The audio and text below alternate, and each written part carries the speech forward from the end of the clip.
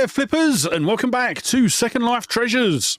So on today's video, we are going to be doing our weekly recap, and we're going to be having a look at some of the comments from last week's videos, as well as our top 10 sales for last week. But we have also got a bit of an interesting discussion point for this week's video. So we'll get to that in a minute. But first, let's dive into our totals for last week. So we had a total number of sales of 25 last week, which was really, really good. I'm really happy with the amount. I will say the sort of profit margins weren't great last week. It was a lot of sort of what I would deem below target profits. So our total revenue for last week was £501.50p. Our total profit was £251.77p with an average ROI of 2,160%. But yeah, as I say, there was a lot of items that were below the £10 profit margin that we wanted, even a couple in the top 10 sales. But yeah, it is what it is sometimes. I'm not massively stressed. So with that, let's dive into the first set of sales for this week. And let me just switch over to the other screen. So our number 10 sale is going to be the On the Buses Ultimate VHS Collection. This is series 1 and 2. And this was actually an item that we got from the storage unit. So for those of you that haven't seen, it was probably coming up to about 2 years ago now. I actually bought a abandoned storage unit, and it was literally packed floor to ceiling, front to back, with VHSs, well in excess of probably 2,500 VHSs. And yeah, I've just been sort of gradually sort of working my way through them. Probably gone through about 60% of them so far. And yeah, I'm hoping to sort of ramp it up and actually get rid of the rest. Or at least pick out the ones that were going to be good for resale within the next couple of weeks, or couple of months, sorry.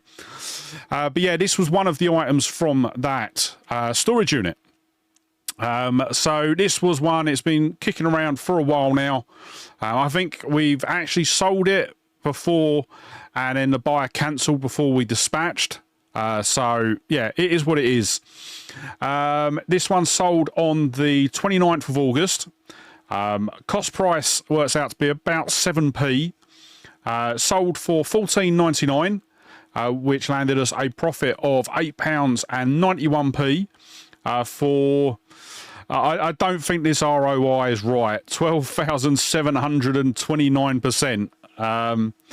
Yeah, I don't know. I've got to look. I don't think I'm getting these ROIs quite right.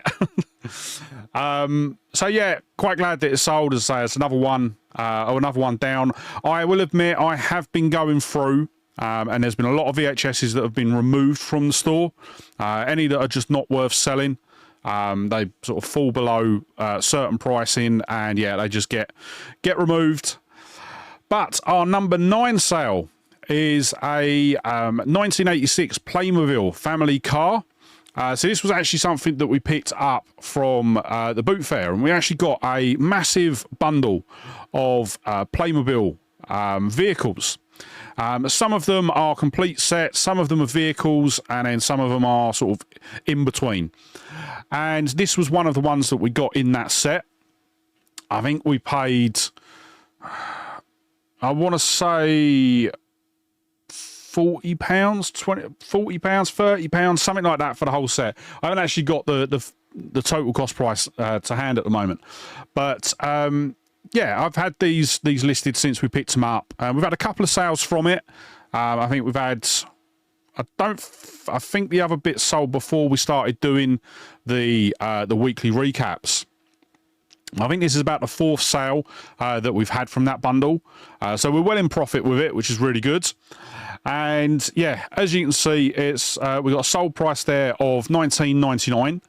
Actually sold on the 1st of September.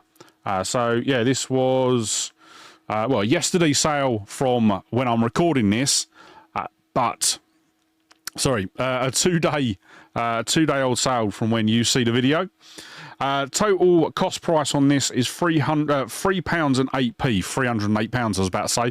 £3 and 8p. As I say, total sale price was £19.99 for a profit of £9 and 32p. For a 303% ROI. What I will say with this one as well is there actually was another Playmobil car that sold to the same buyer at the same time. So they both got packaged up together. That one sold for £14.99, and I've applied the postage to this one because it was the higher sale price. But yeah, in total, both of the cars have netted us close to what we're looking at, about £17, about £18 for the two cars together, which was really good. But moving on, we are going to look at our first question for today, and let me just pull it up. So this is from Chris Manson, UK. This is actually on last Monday's video, and we had a portion of the video where we actually spoke about the postage from the video before that. And this seems to be an ongoing conversation, which I'm actually really enjoying. But yeah, as I say, Chris says here, you're not using Royal Mail 48 then, works out cheaper for the buyer. Well, as I said on last week's video, I am actually doing tracks now for every item that we send out. At the moment, all of my listings are still marked up with either second class postage or second class signed for, but obviously with the pricing it's actually a lot cheaper to do second class tracked. And what I will say is when you're doing your listings, just because so say for example if you select other courier or you select Royal Mail second class, you don't actually have to select that. So if we switch back to the PC screen, and what I've done is I've removed all of the buyer's information from the page. And what you'll see here is this is the page that we see when we are setting up to send an item out. So when we're generating the postage labels. So normally, if I'm sending out something, say for most often, most of the stuff that I send out goes as small parcels. So here I just select the shoebox size. It then says anything up to those sizes. I then normally select the max weight, which is 2 kilos for a small package. And then if we scroll down, you'll see here it actually gives us a whole long list. So we could go right the way up to Royal Mail special delivery by 1 p.m. for £12 on that. So even though you see here I've selected Royal Mail second class, so there's no tracking, no signed for or anything like that on it. I've charged the buyer £3.50. And if this was a small package, this one actually went as a padded envelope. But if I was actually charging the buyer that for a Royal Mail tracked 48 hour, I always do drop off. Purely because the reason I don't do collection is I've done the collection a couple of times when I've been sort of not been able to get out to the post office, and I just find that there's more. I've had a higher percentage of damage through collected items than I have through dropped off items. So yeah, I don't tend to do collection anymore. But you'll see they're both the same price. But for here, I always select 48 hour drop off. So that's $3.39. And yeah, that would be sort of extremely cheap for the buyer because we'd end up losing money on the packaging fee. So I think for, say for example, a shoebox size, I think my costs on those are 42p at the moment. So with the postage, you're looking at $3.81. So yeah, it'd be slightly sort of under. But I think with this one, if I actually go through what I actually did, so padded envelope, 48 hour drop off, £2.70, and then I think I've got, I think my padded envelopes that this went in are at 20p at the moment. So yeah, we're looking at 2.90 So I basically made an extra 60p on that. But the reason that I give myself a bit of a buffer is obviously if for whatever reason my shipping changes, the shipping costs change, which normally happens, I think it's twice a year. Royal Mail do shipping changes. It's normally at the end of March, and I wouldn't be surprised if there's one coming up soon as well. I can't remember when the second one is in the year. But yeah, all the shipping changes will change then. And instead of having to completely redo my shipping, I just tend to have sort of flat rates across the board. So yeah, that extra 60p just gives me a bit of buffer in case there's any sort of cost changes with regards to, as I say, shipping or packing material. So yeah, I do. Everything does go shipped, and I will admit the big reason that everything goes shipped is more. Everything goes tracked is more to give me the protection that I need, because yeah, I've had it where. I think I said about it on a previous video, where I sent out and it was an Amazon Kindle Fire tablet, and this was. I think this was within a couple of days of me switching everything to tracked, and yeah, it got sent, and then a couple of days after the due date, I got a message from the buyer saying that it hadn't been delivered. I then went on, looked at the tracking. The tracking stated that they'd attempted delivery, Royal Mail had attempted delivery twice with no answer, and it was sitting at the sorting office. So I messaged them back saying, just looked at the tracking information. It's currently sitting at your sorting office. What you'll need to do is you'll need to go there and pick it up in order to receive it. And then within an hour, they'd picked up the item. And yeah, it just is what it is. Whether I don't know, once again, as I said before, I don't know whether they were trying to sort of be dodgy or if they were just generally didn't know that it had been attempted.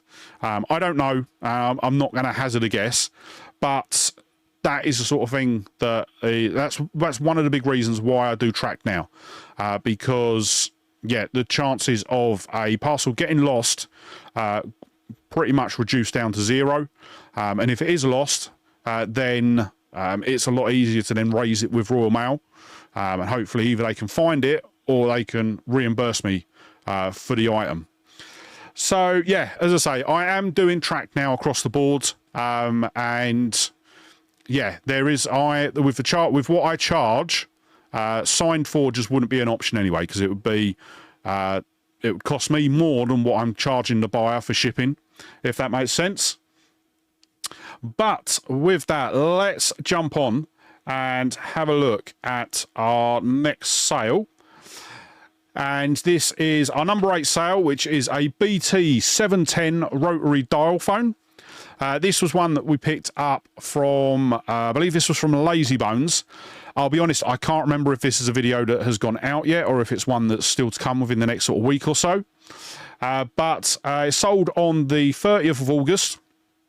Our costs for this were £2. It sold for £21.99. With a total profit of £12.84p, which landed us an ROI of 642%.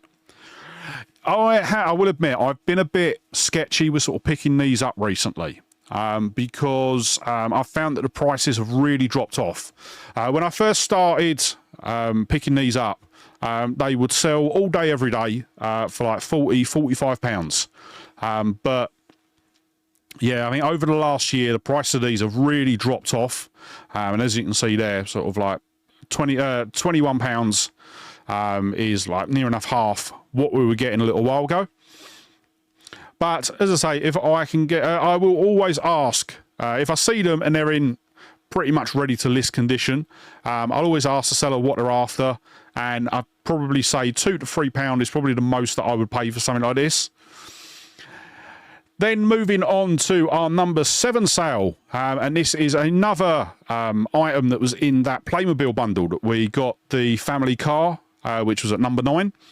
So this is the Playmobil fire engine. What was really good is this one was complete, had all the pieces, It took me a while to go through all of these models and find the details of them online, find the instructions to then make sure that all of the pieces were there.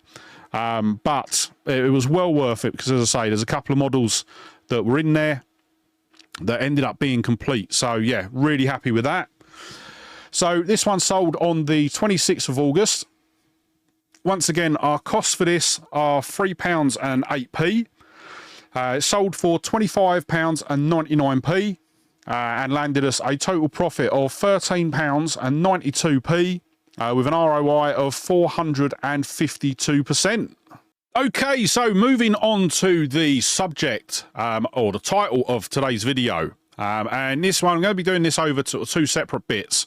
And this is basically the worst things that I've seen other resellers do. And I'm not going to name any names here. I'm not going to be calling out anyone in particular. But yeah, it's just some things that I've seen other resellers do, either mostly against other resellers. But yeah, it's just stuff that you don't like to see. And it does give some resellers a really bad name. And the first one I'm going to be looking at, and this one's going to be a bit contentious. I know for a fact it's going to be. And this is about sourcing on eBay. So I have seen recently a massive uptake in the amount of lowball offers that I've been receiving, and looking into the people that are making the offers. They're all resellers. So, for example, on last week's video, we had a badminton racket, and I think the ended up selling for, I think it was about £65 we sold it for. But I actually was, and I think originally I had it listed at £80 with £5 shipping, and I think one of the first offers that I had within a couple of hours of listing it on eBay was an offer for £10. So list price of £80, someone sends an offer of £10, and I just went in, looked, and it was more out of curiosity than anything. I wasn't going to accept the offer of £10 regardless. But I went in and just out of curiosity looked at the user that was making it. And yeah, it was quite clear that they were a reseller. And yeah, I've had since then, I've probably over the last week, about 10 offers that have come through from other resellers. Now, my view on this, and once again, rightly or wrongly, but this is just my honest opinion, I think it's quite lazy. I will preface that with there are some bits that I've currently got listed on my store that I have sourced from eBay, but I think I get out of it from the perspective of that I didn't make an offer, I literally just paid the listing price. So it was, I think, what was it? It was a DJI drone battery charger. So it's like a quad battery charger for drone batteries. And I think the seller had it listed at like £12, £15, something like that.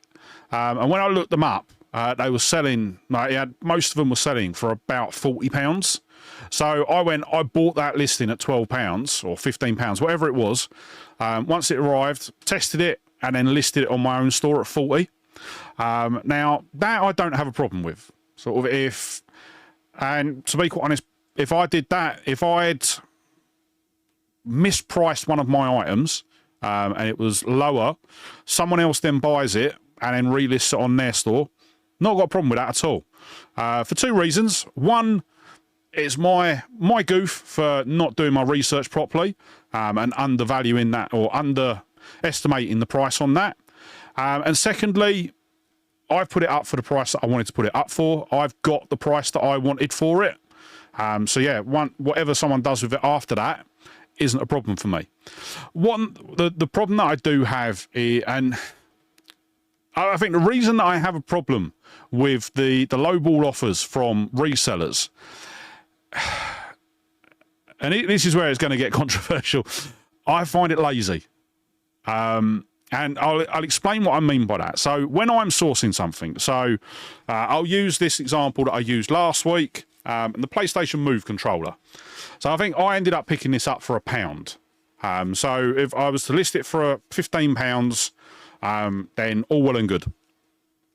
But to get this for £1, I had to get up early, go to the boot fair, walk around the boot fair, find it at the boot fair, bring it back, test it, photograph it, list it. What I've seen other resellers do that source from eBay is what they would do is they will obviously, this is already tested, so they can just literally copy my listing. And say, for example, they send me an offer for £2 and I accept it. They then get it. They're into it for about £5. They then go and sell it for £15, making their £5 profit on it as well. But they haven't got to do any testing. They haven't got to do any cleaning. And what I've found that some of the resellers do is they don't even do the photography. They will literally steal the photography from my listing, put it on their listing, and literally just list it. Done. And that's it. They just go ahead, do that, and they literally end up doing no work. Now, to me, personally, because of the amount of work that I'm putting in, I find that lazy. But then you'll have, like, obviously they'll send you over the offer. So like with that badminton racket, they sent me an offer of £10. I think I countered at 70. So it was a £10 reduction on my original asking price. They then countered at 12. And yeah, I then sort of countered at 70 again, said this item sells for £80 to £90 all the time. 70 is going to be the lowest I do. Now, a couple of days later, they then sent me another offer of £52.50. And when I first saw it come through, I was like, all right, that's a good offer. I'll probably accept it. Then once I actually went in, looked at what item it was, and I was like, yeah, no. And then looked again, and it was the same seller, the same buyer that had sent the other two offers. So I counted at 65, said 65 is the lowest I'm going to do. Not doing any lower. Obviously, that buyer, had reached his free offer maximum. So there was no more offers he could send. So I think he ended up accepting it, and obviously that was what the sale that was in last week's video. But I can't, to be honest, I can't even remember if he was a reseller or not. He probably was, because even at the £70, he could still make sort of, if he was to put it up for £90, he'd still make sort of £10 or £12 on it. Personally, I wouldn't put sort of £70 into an item that I'm only going to make £12 off of, but each to their own with that. But yeah, let me know in the comments down below. Am I completely off base here? Am I completely misreading the situation, or do you agree? Do you agree that it is lazy how some of the sourcing through resellers that source through eBay, how they can be perceived as lazy? So yeah, let me know in the comments down below. As I say, this is something that I've been noticing. As I say, it doesn't bother me getting the offers through. It really doesn't, because I will counter.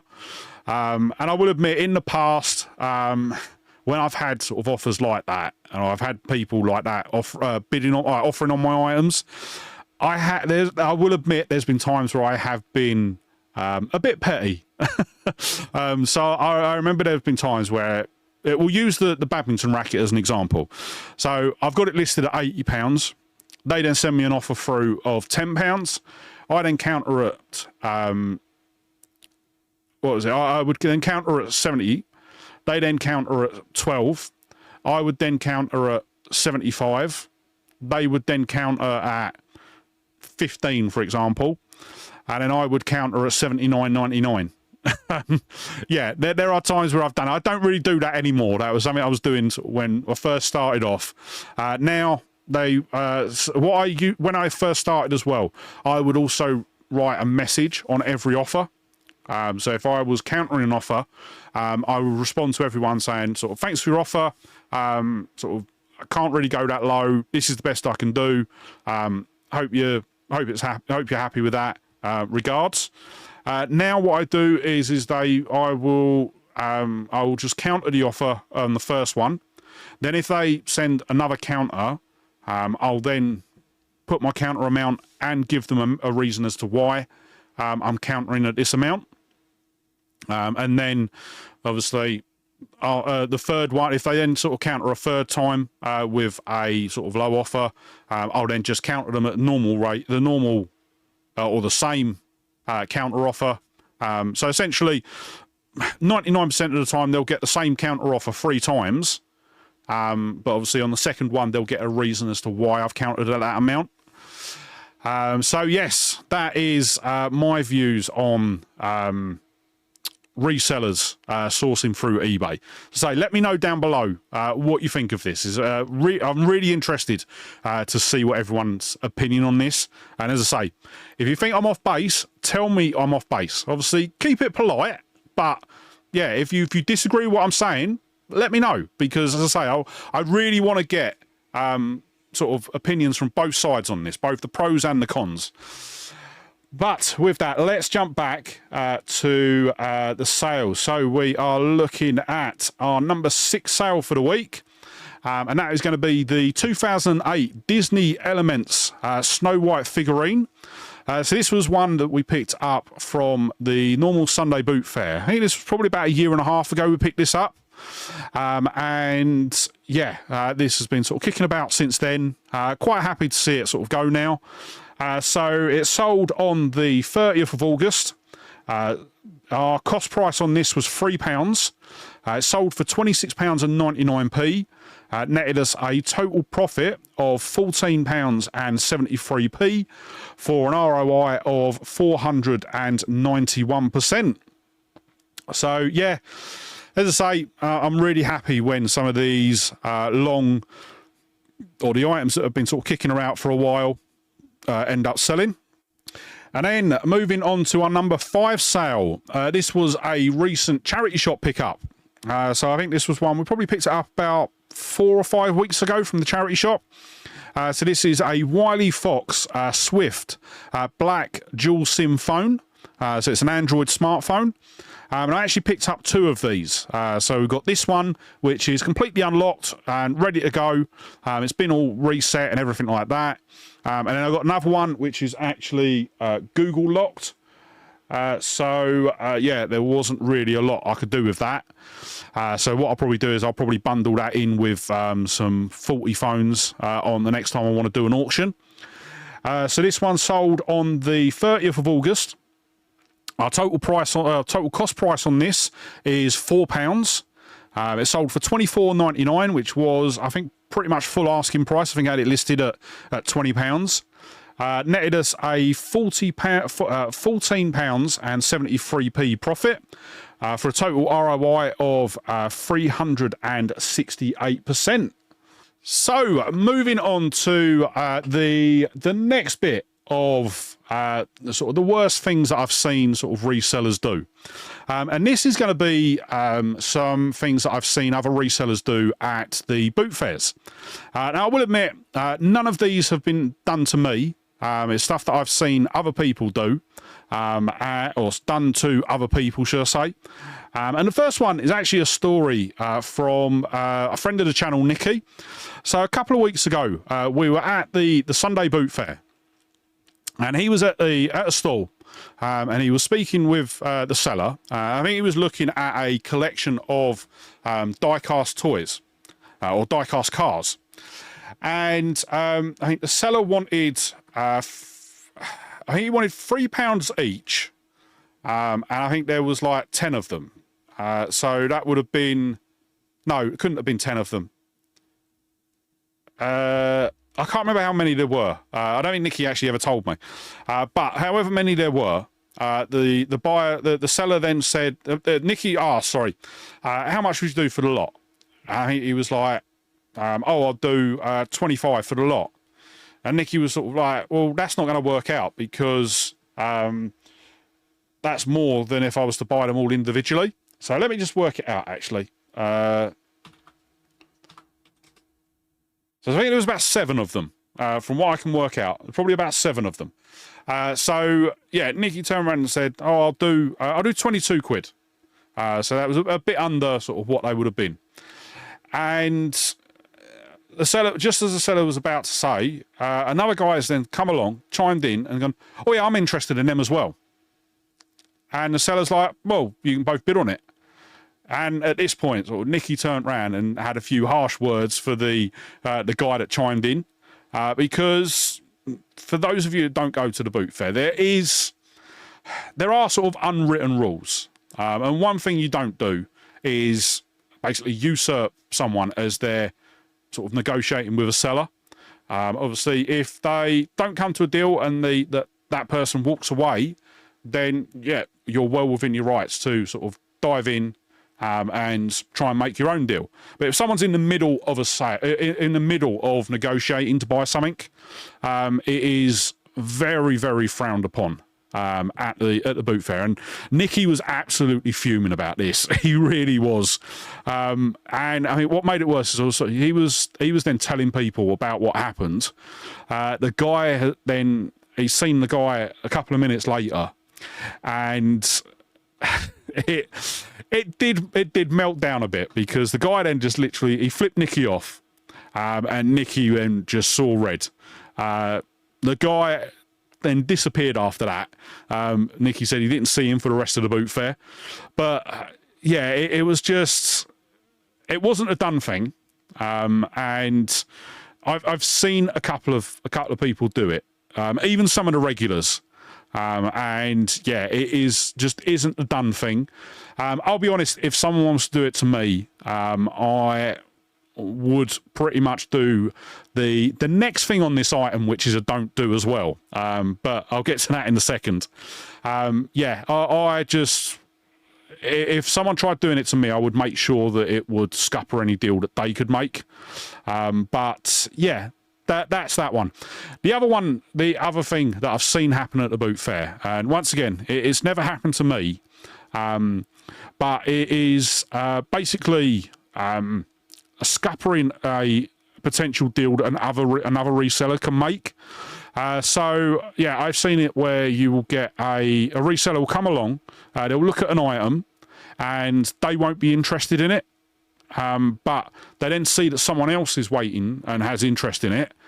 They then turn around to the seller and go and sort of like, "Oh, you do know that this sort of normally sells for about X amount." And then they're like, the sellers then sort of like takes interest in what they're saying. They then walk off. The next person then comes to try and do a deal. The seller's then like, "Oh no, I want to sell it for X amount. I've been told it's worth this." So yeah, that is very, very bad form. And once again, I think if someone wants to do it to me, I would actually follow them around the boot fair, and I would literally do that on every single sale that they tried to negotiate for. I would literally make sure that they wouldn't do it to me again. But yeah, as I say, I've seen people do it, and I've had other resellers say to me that they've had it done to them by some of the regulars at the boot fair. So yeah, there's just a couple of things that I've sort of seen that yeah, some resellers do to sort of basically, so not so many words, screw over the competition. So let me know in the comments down below, have you seen any sort of bad behaviour from resellers, either at the boot fair, charity shops, online, anything like that? I will say a little sort of additional one that I've never seen anyone do it, but it's a rule that I've always had, and I never do it, and I never try and barter at a charity shop. So as I say, I've never seen anyone do it, and I've never done it myself. I actually say that. I think I've done it once, and I didn't even realise that I was doing it. And I will admit, I think the next week that I went back to the charity shop, I actually apologised for doing it, and basically paid up a bit on some of the items that I picked up that week, just because I was embarrassed and absolutely fuming at myself because, yeah, when I first started doing resale, one of the rules I set out was you don't barter at a charity shop. You're buying off a charity. And yeah, for me, bartering at a charity shop is just scummy. It just really is. So what I will say is with my charity shop that I go to, what I tend to do is I will tend to sort of pile up a load of stuff that I'm interested in. I'll talk to the manager. They'll basically say, what do you want to pay for it? And I'll chuck out an offer. 9 times out of 10, they will increase by sort of £10 to £15. And I'm like, yeah, no problems. Because even with their increase, I'm still making good money off the things. They're then getting a good price for what they're selling. And what I like about the manager at this charity shop in particular is that their attitude is it's not making us any money sitting on a shelf. So yeah, it's how it is. Right, let's dive into our next load of sales. So this is sale number 4 sale number 4. And this is the Samsung P1580 Blu-ray player with remote.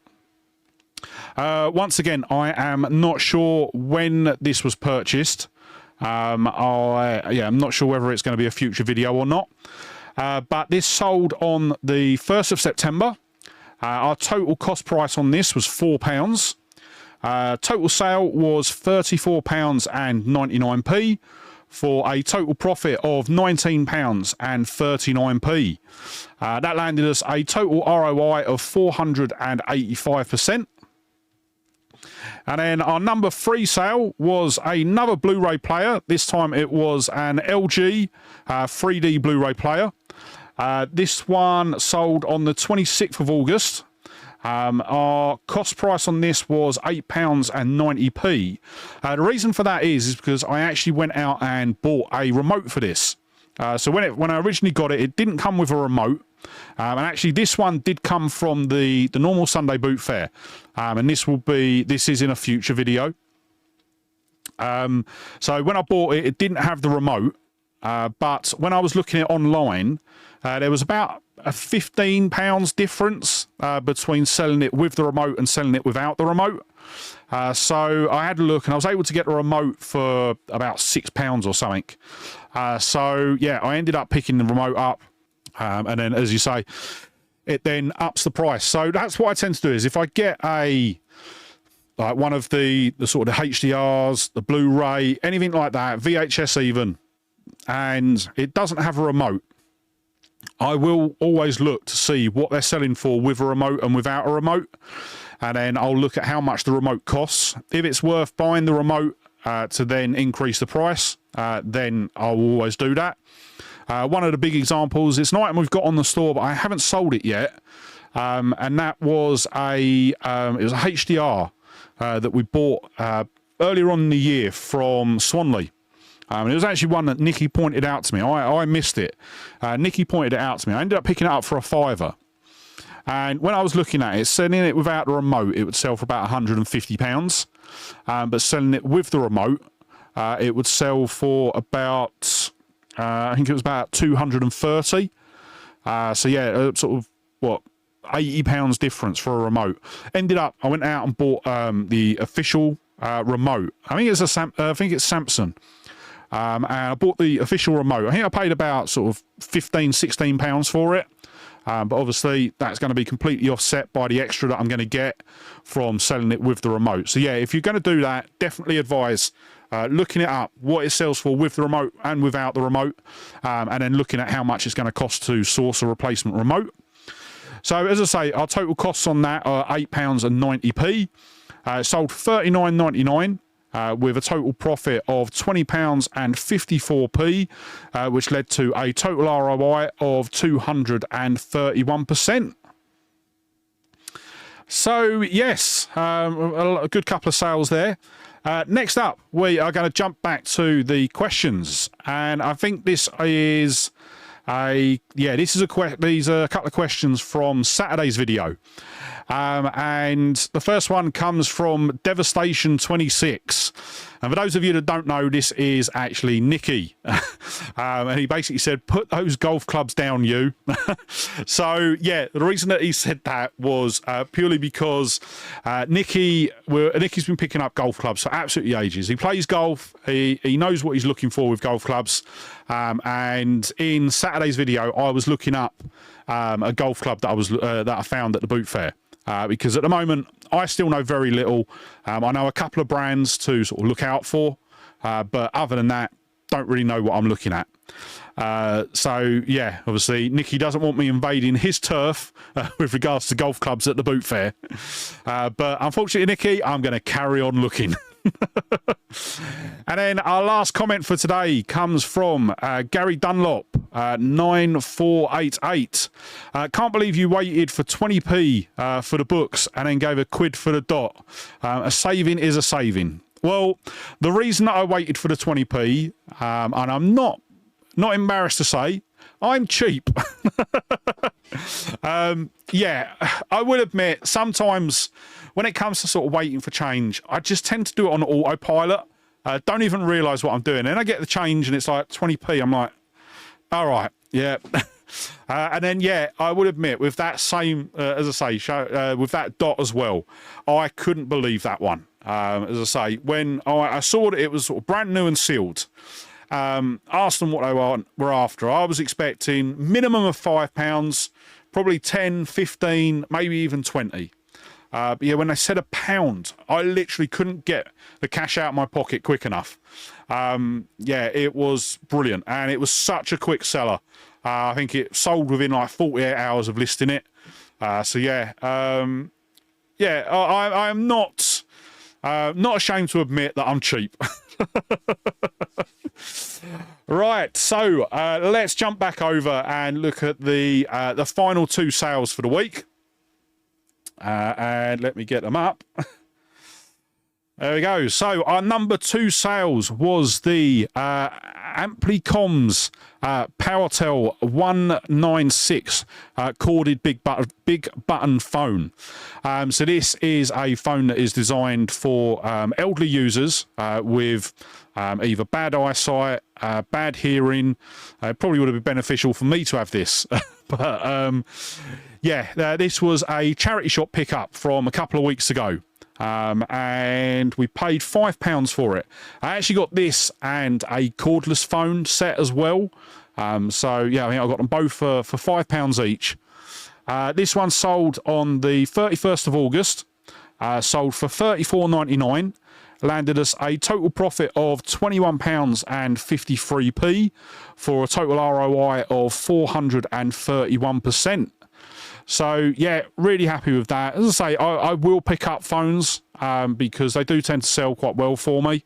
And, yeah, like these sort of ones where they are sort of good profit. And then our number 1 sale was a pair of women's Nike Air Vapor Max 2020 edition. So these were, there's actually quite an interesting story behind these because I actually picked these up at the charity shop. And these were actually ones where the charity shop, basically I caught the charity shop slipping because what my charity shop has started doing, it's only something they've started doing within the last sort of 6 months or so, is that they've actually got one of their outbuildings and have turned that into a clothing place. So originally what they would do is any clothing that they got in would be sent out to other stores. They didn't do clothing in that store. But what they've started doing is they've set up one of the sort of sheds out the back of the store. And people are allowed to go back out there. And basically they've got everything in there is basically £1 each. So whether that's shoes, clothes, anything in between. So it's all sort of like fashion stuff. And so what I tend to do is every now and then, I don't really go out there too often. Probably every couple of weeks I might go out there and have a quick look. So I went out there this day. I'd sort of gone through a couple of the racks, had a look, couldn't really find anything. I was looking up a couple of items, but yeah, didn't find anything. And then just as I was walking out, I had a quick glimpse at the shoe rack. And once again, normally when I look there, it's all things like George shoes and things like that. basically things that are not going to make any money picking up. And then all of a sudden I saw this pair of Nikes there. The reason that they caught my eye was because I actually picked them up a couple of days before at the boot fair. And so I knew exactly what they were, knew what they sold for, and just picked them up straight away. I think on this day, this might have been the only thing that I picked up. There wasn't anything else there to pick up. So yeah, went to the till, and the manager was like, I didn't realise they were out there. Obviously, I'll honour the £1 price. So yeah, we ended up picking these up for £1. And yeah, as I say, I picked them up a couple of days before at the boot fair, and I paid £10 for them. So yeah, big difference there. Quite surprised actually that these ones sold first, because they're actually both the exact same size. So they're both 5.5s. But yeah, so this one sold on the 29th of August. As I say, picked it up for £1. Sold for £39.99 for a total profit of £26.06. And once again, I think the ROI is a bit out on this because it's saying 2,606%. But yeah, it is what it is. So that is going to be everything for this week. So as I said earlier on in the video, let me know what you think about the sort of the bad reseller traits that I've spoke about in this video. Do you agree with them? Do you disagree with them? Have you seen people do them, and have you seen people do things that are even worse, even more appalling than this? Because yeah, I'd be interested to know. Because as I say, I will sort of talk about what I see. Don't necessarily see all the bad. Equally, don't normally see all the good either. But yeah, as I say, it was just something that I've been noticing recently, and just thought I'd sort of put it into the video and sort of get the discussion moving with it. So with that said, that is going to wrap up today's video. But before you head off, if you did enjoy the video, don't forget to hit that like button. And if you're not already, smash that subscribe button and ring the bell to be kept up to date when I upload videos just like this. And yeah, with that said, thank you so much for watching today. Really hope you enjoyed the video, and I'll see you on the next one. All right, bye.